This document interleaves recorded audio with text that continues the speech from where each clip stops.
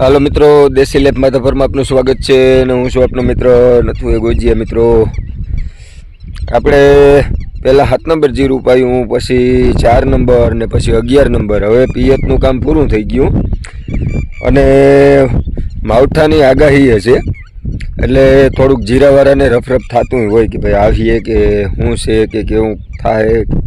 તો મિત્રો આમ જોઈને તો બહુ કંઈ વરસાદ આવે એવું કંઈ ખાસ દેખાતું નથી. તો માવઠું છે આનું કંઈ નક્કી ના હોય, થોડું ઘણું આવે તો જીરા માટે ઘણું, પણ માવઠું નહીં આવે ને તો વાતાવરણ ખરાબ થયું હે. કારણ કે અત્યારે ઝાકડી પવન કહીને જી ઉત્તર પશ્ચિમના પવન છે ને એ વાય છે, એટલે જીરા માટે એ થોડુંક નબળું હવામાન કહેવાય. અને પ્લસ કે જીરું અત્યારે ફૂલફાલમાં હોય ને, જો સારી ઋતુ અને સારું હવામાન હોય ને તો એની કણતર ને એ બધું સારું રહીએ. નકર આપણે એકાદ બે રાઉન્ડ દવાના વધારે જોઈએ. અને આમ જોઈએ ને તો આપણે જીરું 7 નંબર છે ને એમાં અત્યારે ચક્કર મારવા આવ્યા છે. અહીં પિયત આપી દીધું એને 6-7 દિવસ થઈ ગયા છે. બહુ કાંઈ એવું વાંધા જેવું છે નહીં. અને પિયત આપ્યા પછી ગેલેલિયાનો એક રાઉન્ડ આપી દીધો છે, પણ છતાંય હજી એક માવઠાની આગાહી છે ને તો એક રાઉન્ડ આપણે આપવો જોઈએ. કારણ કે માવઠું છે એ કંઈ નક્કી નથી થતું. અને જો કે માવઠું આવે તો તમે ગમે એ દવાનો રાઉન્ડ મારો, એનાથી કંઈ બહુ ફેર પડતો નથી. કારણ કે માવઠું આવે એટલે એ અટાણો વરસાદ જે હોય ને એ ઝેરી જ હોય. ભલે શિયાળ સાટા પડે પણ વરસાદ ઝેરી હોય એટલે એની આડઅસર થાય. જીરામાં વધારે થાય, બાકી બધા પાકમાં આડઅસર તો થાય જ. પણ જીરાને છે ને એક હવામાન આધારિત વસ્તુ છે. આ બહુ ઘણા નાખીએ સાયકલી વસ્તુ કહેવાય એવું છે, થોડુંક વધારે છે. તો આમાં અત્યારે કેવી કન્ડિશન છે એ જોઈએ. અને હવે આમાં હું આગળની પ્રોસેસ કરવાની છે એ કહું તમને. તો જોઈએ આગળ. પહેલાં ચેનલને સબસ્ક્રાઈબ કરી લેજો અને બાજુમાં બેલ આઇકન ઓન કરી દેજો. વિડીયો ગમે તો લાઇક શેર કમેન્ટ કરી દેજો. કારણ કે હવે આને પિયત આપવાનું છે નહીં, આપણે ફક્ત દવાના રાઉન્ડ મારવાના છે. પાકી જાય તો સુધી, બાકી બીજું કાંઈ લાંબુ છે નહીં. તો જોઈએ આગળ. મિત્રો આમ જોઈએ ને તો આખી વાડી આપણી છે ને ધોરી હબાણ થઈ ગઈ. આમ છેટે જ જોઈએ એટલે એવું લાગે કે ધાણા છે. કારણ કે જીરામાં જે માટલા ફૂલ ઉગડે ને એ ગુલાબી સફેદ કલરના હોય, એટલે એમ થાય કે કંઈક છે ધાણા જેવું, પણ ધાણા ના હોય. નજીકથી જોઈને જો આ આખો ધાણા જેવું લાગે, બરાબર. ધાણા નથી.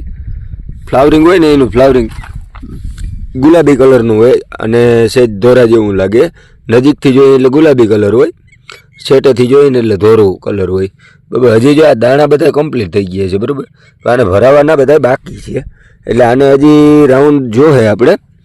અમુક જગ્યાએ જે તાણવાળો એરિયો છે ને જ્યાં જમીન નબળી છે ત્યાં દાણા ભરાઈ ગયા એક ક્લાસ, પણ હજી દાણા ભરાવાનું ચાલુ છે. એના સામે જો આ દાણા છે ને હજી માળ બોલું કહે ને એમ કે જીરામાં 3 માળ થાય ને 2 માળ થાય ને, આ હજી માળ ચાલુ છે. આ બરાબર આ માળ એક ભરાઈ ગયો હોય, પછી અહીં બીજો ફૂમકી નીકળી. હવે આ દાણા પાછા થાય ને તો સુધી અને દવાના તે બધું કમ્પ્લીટ જોહે. જ્યાં લગર જમીનમાં ભેજ હોય અને જીરાની કન્ડિશન સારી હોય તંદુરસ્ત, ત્યાં સુધીમાં દાણા ભરાવાનું ચાલુ જ રહીએ. પણ ટૂંકમાં એક વસ્તુ એ કે જે આગળના દાણા છે ને આ પાકમાં મળી જાય ને પછી અહીંયા ફૂમકી નીકળે ને એમાં 2 થી 3 દાણા જ થાય, અથવા ના થાય. ફૂમકી નીકળી અને દાણા થાય પણ નહીં, એવું બની શકે. પણ જલગણીને ભેજ મળતો રહીએ અને પૂરેપૂરી શક્તિ હોય છોડમાં, ભેજ અને જે પોષક તત્વો જોતા હોય મળતા રહીએ, ત્યાં સુધી દાણા એના ક્લિયર ચાલુ જ રહીએ. આપણે માળની વાત કરીએ ને તો જો આ પહેલા માળ છે, બરાબર. આ પહેલો માળ છે, બરાબર. હવે ઈની ડાળખીમાં આપણે આગળ જઈએ ને એટલે અહીંયા બીજો માળ થઈ ગયો, બરાબર. હવે ઈની ડાળખીમાં આપણે આગળ જઈએ ને એટલે અહીં ત્રીજો માળ થયો. જો આ ત્રીજો માળ છે. એટલે બધા કહેતા હોય ને કે 1 માળ ને 2 માળ ને 3 માળ ને આ 3 માળ થાય આમાં જીરામાં. થતાં 3 માળ થઈ જાય ને એટલે આ દાણા છે ને પરિપક્વ મંડે થવા. આ પરિપક્વ થાય ને એટલે પછી માળ થવાનું બંધ થઈ જાય. બાકી માળ એવું નથી. જીરો જલગણ માંડવીમાં કેમ આપણે ફૂયો હોય, એક ફૂયો ફૂટો બીજો થાય ને ત્રીજો થાય ને એવી રીતે ચાલુ જ રહીએ, આમાંય ચાલુ રહીએ. પણ આમાં ટૂંકમાં દાણા પરિપક્વ થાય ને એટલે માળ થવાનું બંધ થઈ જાય ઓટોમેટિક. કારણ કે પછી આ પોષણ છે ને બધું આ દાણા સોહેલી, એટલે અહીંયા ફૂમકું નીકળ્યું હોય પણ એમાં દાણા ભરાય નહીં, એટલે એનું સ્ટેડિયલ થઈ જાય પૂરું, એવી રીતે હોય. હવે આમાં આપણે છે ને અત્યારે વરસાદના ભાગરૂપે એક સારું ફૂગનાશક મારવાનું છે. ભેગું એવું લાગીએ તો M45 નાખ્યું, અને કદાચ એવું લાગીએ તો થોડું ઘણું સલ્ફર પણ આપણે આપી દેવું. બાકી બીજી કોઈ ખાસ આમાં એવું લાગશે કદાચ તો એકાદી વાયરસની દવા નાખ્યું. બાકી બીજી કોઈ આમાં ખાસ ટેકનોલોજી કંઈ વરસાદ માટે છે નહીં. અને જો કે વરસાદ બનીએ ત્યાં સુધી આપણે કંઈ આવે એવું દેખાતું નથી માવઠું, પણ કદાચ ઝાકર આવે અને પવન ઝાકરી થઈ ગયો એટલે ઝાકર આવે અને થોડુંક હવામાન ખરાબ રહીએ, પણ એવું નહીં વિચારી લેવાનું કે આપણે વરસાદ નહીં આવે. આપણે વરસાદ છાંટા આવીએ એવું માની અને આપણે આની તૈયારી પૂરેપૂરી રાખવાની, કારણ કે આ ગમે ત્યાં આવી શકે ને ગમે ત્યાં બગાડી શકે. એટલે આપણે એક રાઉન્ડ એડવાન્સ લેવો જ છે 2 દિવસની અંદર. થોડોક ભલે એક રાઉન્ડનો ખર્ચો વધી જાય.